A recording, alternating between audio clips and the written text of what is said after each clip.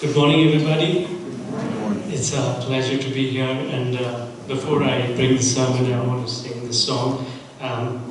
It's a song called "Is He Worthy" by Andrew Peterson. And the song, I don't know if you might have heard the song, but if you know it, please do join me. It's a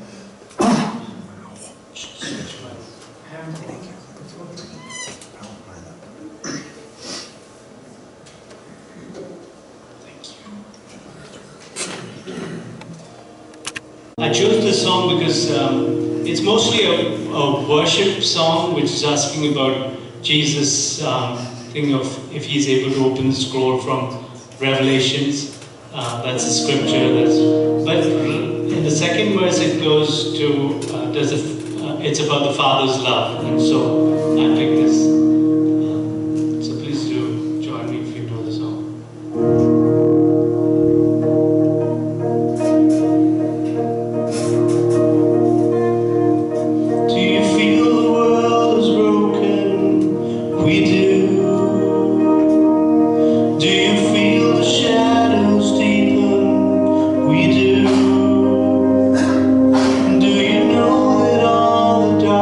Stop the light from getting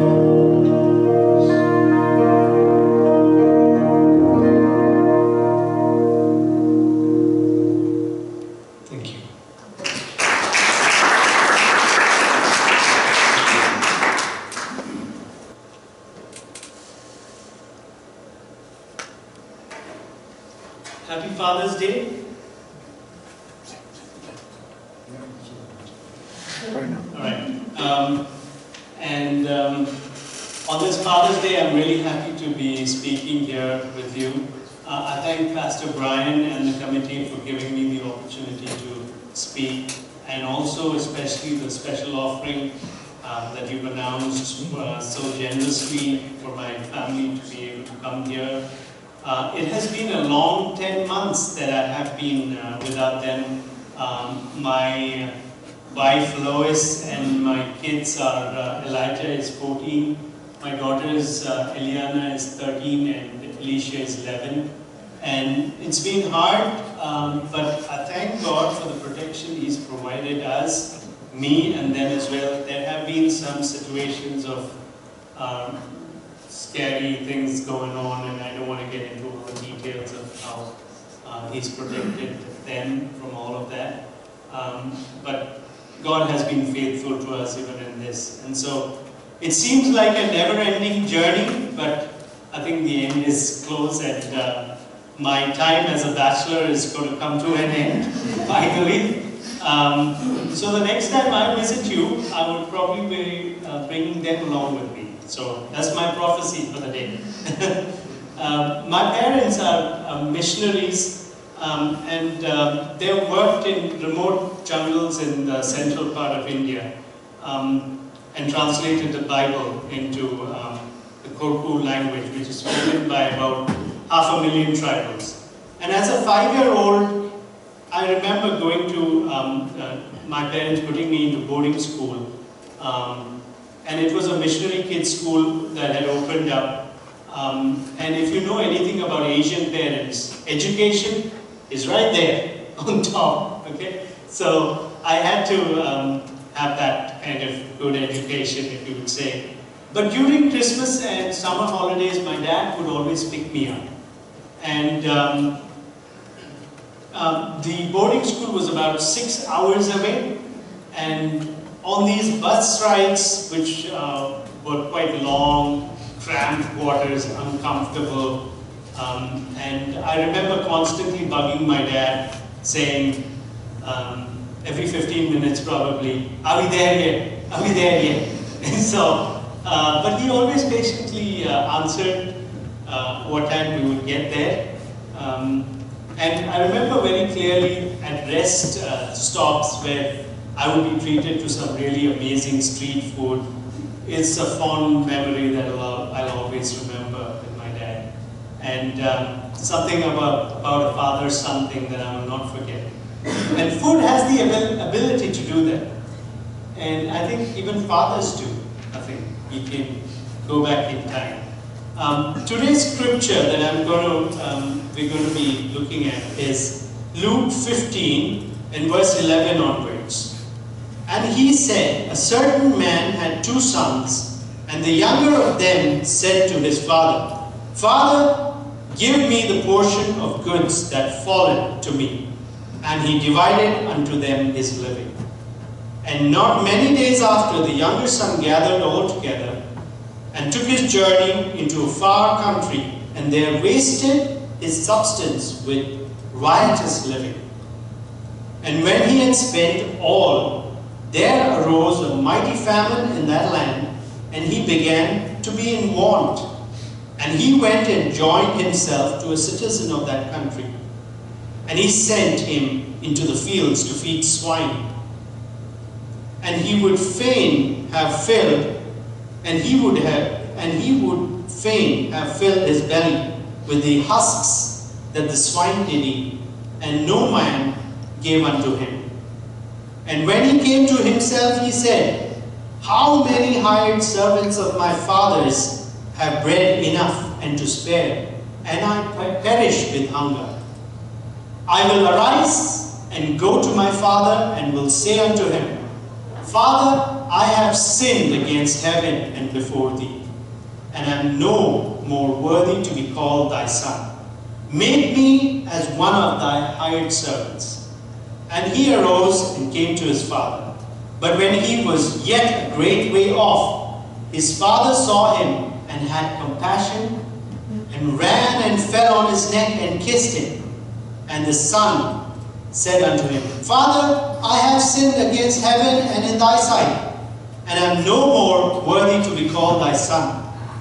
But the father said to his servants, bring forth the best robe and put it on him, and put a ring on his hand and shoes on his feet. And bring hither the fatted calf, and kill it, and let us eat and be merry. For this my son was dead and is alive again. He was lost and is found. And they began to be merry. What you hear in the parable of the prodigal son, which is something that we know very well, and some of the stories have been drilled into us from when we were kids. And we also even know all the interpretations that we've heard about the prodigal son. He didn't care for his wishes. He asked for his share in property, which would be probably about 1/3 of his father's property. According to Jewish custom, a younger son received 1/3 of the inheritance, which was usually received at the father's death, but which had been divided early. Some commentators suggest that in him asking for this share, he was acting as if his father was dead. The other main character, which we are not dealing with in today's sermon, is the elder brother, who we consider as, we know as the Pharisee kind of figure that we've heard about, being very legalistic and not being gracious enough. Then the other two characters are, of course, the prodigal son and the father, who is God in heaven, who we know as God in heaven. And to sum it all up in a neat bow, nicely tied up, we are sinners, and when we come to God, He embraces us with open arms. But this decision isn't very popular with some people of the society, and who will oppose, and they don't find the grace of God. And so, that's the end of the sermon, and we can all go home, short and sweet. That's all I want to say to you. And I'm just kidding.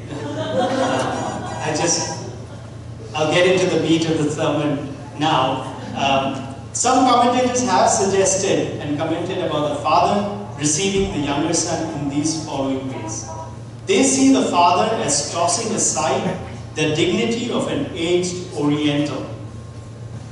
Another commentator, asserting that fathers were remote and figures of authority, sees the father's running as not only surprising, but also shocking. For gentlemen of honor do not run except in cases of emergency.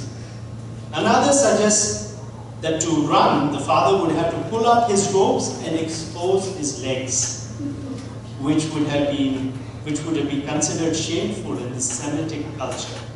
Still another insists that the father in the parable is playing a role no proper Semitic patriarch would enact.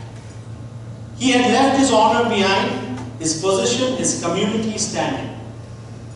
But I've always had a problem with this kind of interpretation of the whole thing about prodigal son being a sinner and repenting and coming back and it all being great. And they drive off into the sunset and it's all great. Okay? So that kind of interpretation has always bothered me. In my research, I stumbled upon this article written by Amy Jo Levine, a New Testament professor at Vanderbilt University. The problem with the well-known interpretation is that Jesus wasn't happy with the Jewish culture and he wanted to change it completely and form a new and improved religion. But that isn't true actually. If you see all of Jesus' interactions with the scripture, with the prophets, with the law, he always dealt with it in its entirety. He based all his teachings on the law and the prophets. The prodigal son, in asking for his share here, actually isn't sinning. We've always considered this as to a disobedience to parents and the flouting of the fifth commandment, which is honor your father and mother. He actually here is just being unwise, indicating a lack of wisdom on his part. There is nothing in the parable to suggest that the son wished for his father's death when he asked for his share of property. And yet this has been suggested, as I just pointed out. An important point that is missed in the father giving, in this is the father giving into the request also. See, the whole thing about that, when the son came to him and asked for his share, the father didn't say no, he gave it to him. And so, the father could have sent him away and put him in his place if he had a problem, you see. But here we see that the prodigal son, in full faculty of his senses, went and asked and received that. So we see that the father is actually complicit in the son's debauchery. If you think about that, you see how the father gets into this whole big plan. So the question here to ask, God presents us with free will. You see, we always have a choice, and when we ask for the wrong thing, He still gives us. Have you had that experience before? Should God not give us the stuff that is harmful to us? You should ask yourself. Think about it. Let that question stay with you for a moment. Should God not give us stuff that is harmful to us? I asked God to grant me admission into graduate studies in the US, and He granted that to me. And now being on my own for these 10 months has been really hard. Should I have been content in my situation last year? We may ask God for a girlfriend, a boyfriend, maybe a spouse, good health. But do these things have a knock-on effect? Have you thought about it? Like a domino effect that can come and affect you, trigger something else. Isn't that but the heart of the Father? He gives us in spite of knowing what's going to happen, in spite of knowing the future. And so, I just want to read an excerpt from Irma Bombeck's book, The Tie That Binds and Gag. This is a really touching thing about her father she mentions. One morning, my father didn't get up to work and go to work. He went to the hospital and died the next day. I hadn't thought that much about him before. He was just someone who left and came home and seemed glad to see everyone at night. He opened the jars of pickles when no one else could. He was the only one in the house who wasn't afraid to go into the basement by himself. He cut himself shaving, but no one kissed him or got excited about it. It was understood that when it rained, he got the car and brought it around to the door. When anyone was sick, he went out to get the prescription filled. He took lots of pictures, but he was never in there. Whenever I played house, the mother doll had a lot to do. I never knew what to do with the daddy doll, so I had him say, "I'm going off to work now," and threw him under the bed. The funeral was in our living room, and a lot of people came and brought all kinds of good food and cakes. We had never had so much company before. I went to my room and felt under the bed for the daddy doll. When I found him, I dusted him off and put him on my bed. He never did anything. I didn't know his leaving would hurt so much. I just want to give a shout out to single parents in society today. I remember last year my wife was away helping a friend for 5 months and I was alone with the kids. So for a whole 5 months, I managed them on my own. And it was really hard being a mother and a father to them at the same time. It took a lot from me, emotionally draining me completely. Now my wife is doing the same for the last 10 months and she has to be present as a father to her kids. Parenting is not an easy job. We should keep these the single parents in our minds, especially, and pray for them as they bring their children up. To be trying to give them a holistic kind of growth that a child needs. Skipping ahead to when the prodigal comes to his senses while feeding the pigs, here's a moment of realization, of self-talk, which is a theme in 3 other parables in Luke.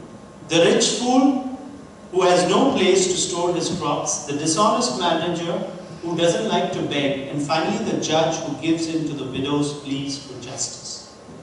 What we always have heard in sermons is the prodigal repenting from his folly and being sorry for his actions.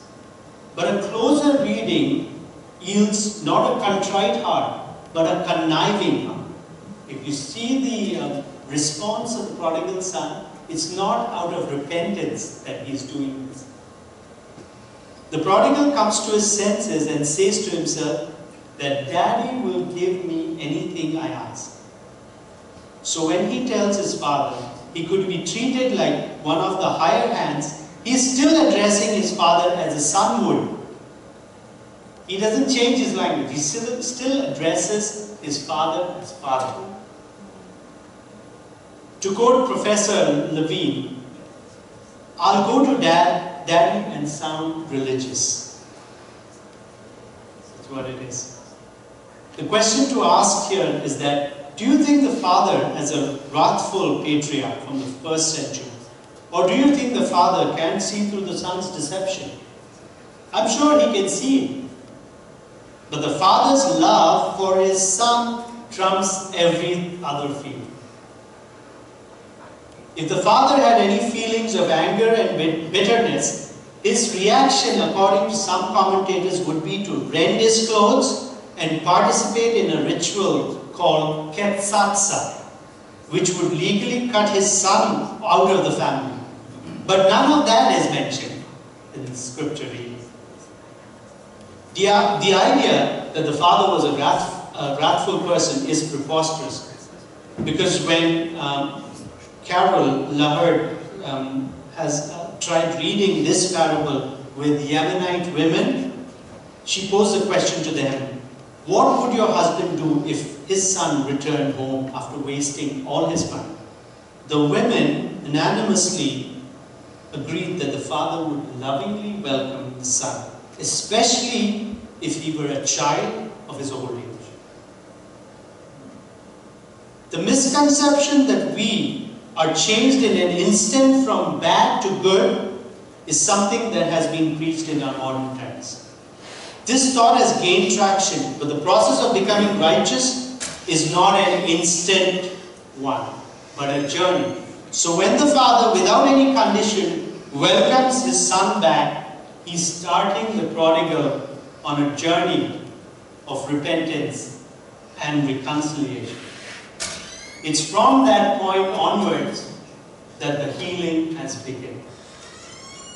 In conclusion, the Father's love overlooks our cunning and deception, allowing us entry into the Holy of Holies.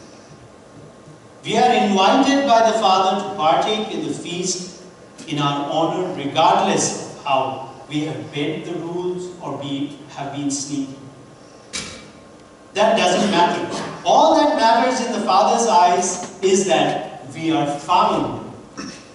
We are all made perfect by the Father, and He clothes us, puts a ring on our finger, slaughters a fatted calf, and tops it off with music and merrymaking for a party to remember forever. The joy of finding is all that is remembered. That is the heart of it. Let's pray. Lord, we praise you and we thank you for this time that you've spoken to us. We want to thank you for your love that always reaches out to us and never lets us go. We praise you and we thank you for the fathers that have been there for their children, and also for the ones that have not. But you have been the Father always, continuously, for everybody. And so we thank you and praise you. We want to lift you up for this congregation. Lord, we pray that they will experience the Father's love anew and afresh today. In Jesus' name, amen.